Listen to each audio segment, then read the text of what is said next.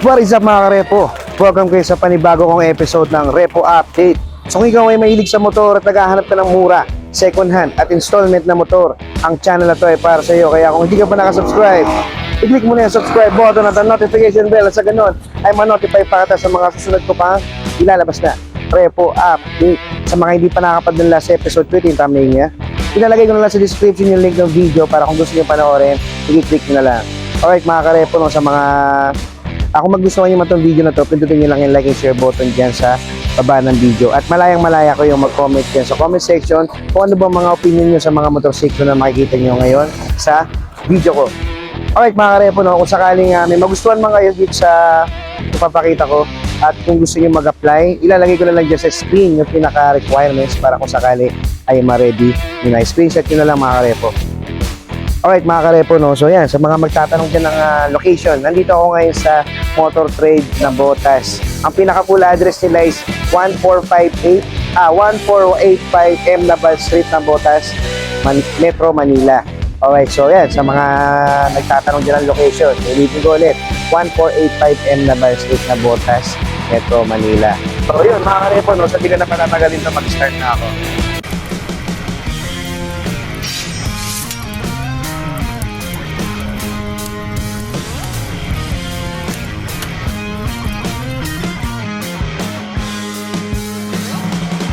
Alright mga karepo, no? So yan, ito yung mga repos nila kung makikita nyo, no? Yan, meron sila dito Mio Sporty, meron silang Honda Beat, meron din silang Mio i125. Tapos dun, sa mga naghahanap dyan ng Honda Click, meron dito dalawang kulay itim. Yan, ay tatlo pala.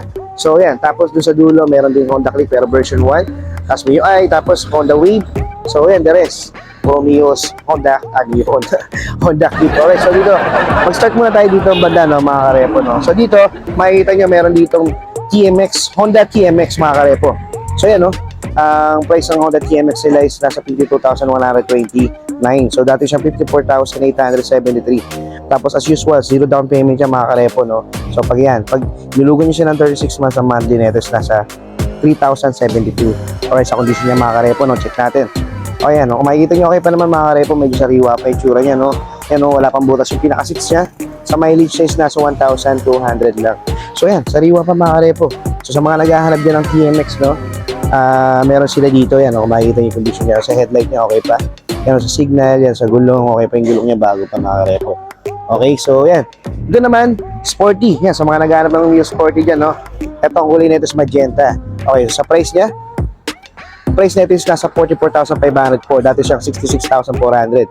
So yan, pag ginawa nyo siya installment for 36 months, ang monthly is nasa 2,626. Sa mileage nito mga karepo, is nasa 45,000. Alright, so yan, sa condition niya, sa physical condition niya, makikita nyo sa fairings niya, wala naman kayong problema kasi wala naman siya makabasag-basag, no?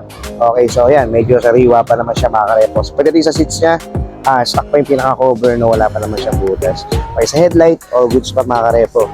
Tapos pagdating sa pinaka-signal, yan, okay pa mga karepo. Yan, pagdating sa front fender, sa gulong niya, medyo makapal pa naman mga karepo. Alright, so yes, tabi niya, Mio Sporty ulit, pero ang kulay nito is cyan. Yan, sa mga naghahanap ng ganitong kulay na Mio Sporty, meron dito. Alright, so sa price nito is nasa 56,440. Dati siyang 65,000, no? So yan, makakuha niyo na lang siya ng 3,278 for 36 months. Alright, so yan, sa mileage nito mga karepo. Mileage is nasa 7,000. Okay, so medyo sariwa pa mga karepo, no? So ayan, pagdating sa fairings niya, wala nga lang siya covered dun sa pinaka-engine niya, no? So pagdating naman sa seats niya, all goods pa naman mga karepo, no? Stock pa, wala pa siyang butas. Wala nga lang siyang grab bar mga karepo. Okay, so pagdating dito sa pinaka-harap niya, no? Dito sa pinaka-headlight niya, mukhang napalitan na siya.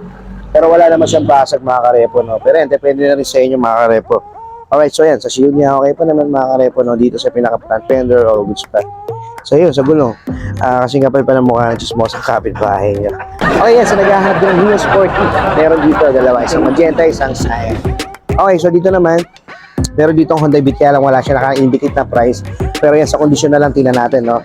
Alright, so sa mileage niya, di natin makikita. Okay, so dito sa seats niya, kung makikita nyo, no, pamalit na siya, no? Napakalaking signature na ng pusa yan. Okay, so sa fairing sa goods pa naman mga karepo. So sa shield niya, okay pa mga karepo, no?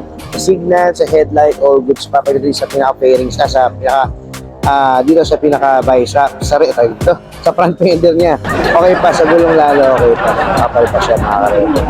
So ayan, sa naghahanap ng Honda Beat yan, no? Tapos ito naman, MIUI 125, kulay niya is matte blue. So wala rin naka-indicator price. Pero yan, check na natin mga karepo, no? Sa mileage niya is nasa 2,000 mga karepo, no? Sa condition niya, kung makikita nyo, okay na okay pa mga karepo. Stock na stock pa pati yung seats niya. Wala pa naman siyang butas, no? Sa fairings niya, all goods pa mga karepo. Tapos dito sa shield niya, makinis pa mga karepo. Wala pa siyang ganong gas-gas, no?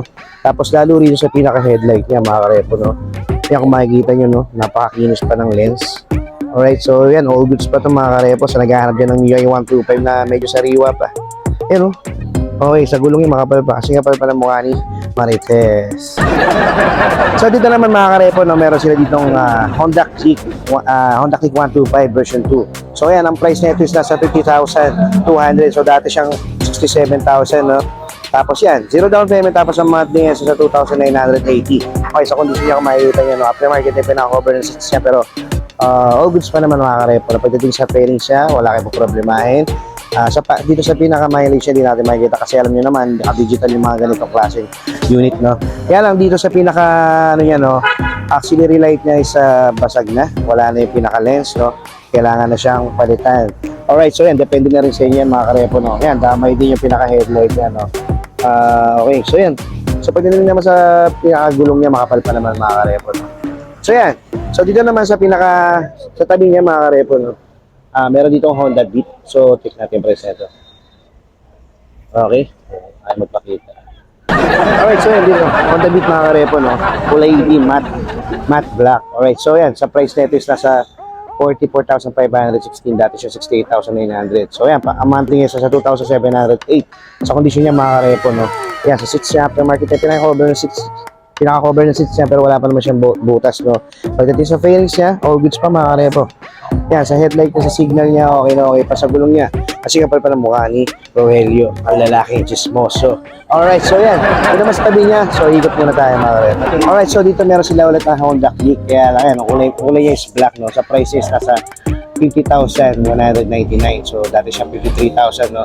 So ngayon makukuha niyo lang siya na sa 50,000 na siya ang pinaka-monthly for 36 months, 2,999. Kaya nasa condition niya mga karepo, medyo alang-alin na tayo kasi makikita nyo, no, sa auxiliary light niya, wala na, masag na talaga siya. Okay, so pero pagdating naman dito sa fairing siya dito, all goods pa naman, wala nga na siyang grabber. Kasi siya okay pa naman mga karepo. Alright, so yan, depende na rin sa inyo, no? So dito naman sa tabi niya, meron ulit MIUI 125, pero ang kulay niya is magenta mga karepo, no? Yan, sa price nito is sa 52,800.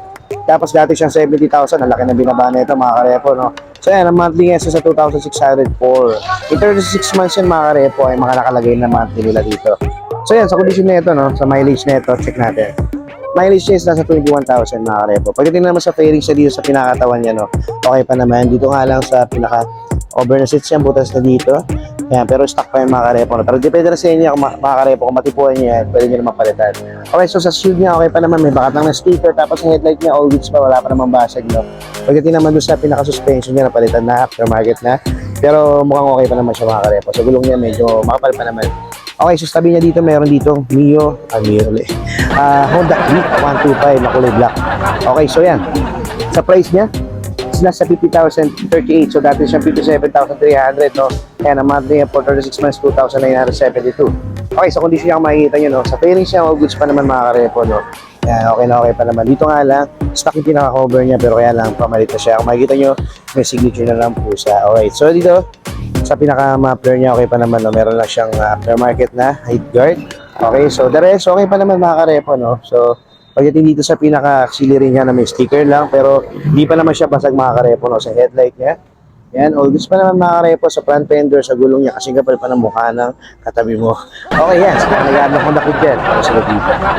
So, dito mga karepo, no, meron ulit sila dito Honda Click 125. Ang kulay na ito, isa is kulay red, glossy red. Tapos ito isa matte black. So, kaya lang, wala siya naka-indicate na price, no? So, yan, kung gusto niyo malaman, punta na lang kayo dito sa branch sila kung malapit kayo. Pero kung malayo kayo, pwede naman kayo tumawag dyan sa contact number na ilalagay dito sa description at sa comment section. Okay, so sa condition nito, no, yung makikita nyo, dito sa pinaka-seats niya, no, stock pa naman yung pinaka-cover niya, kaya lang pamalit na kung makikita nyo, no. Pagdating naman sa fairings niya, all goods pa naman. Okay, so yan, sa mileage niya, di natin makikita kasi naka-digital.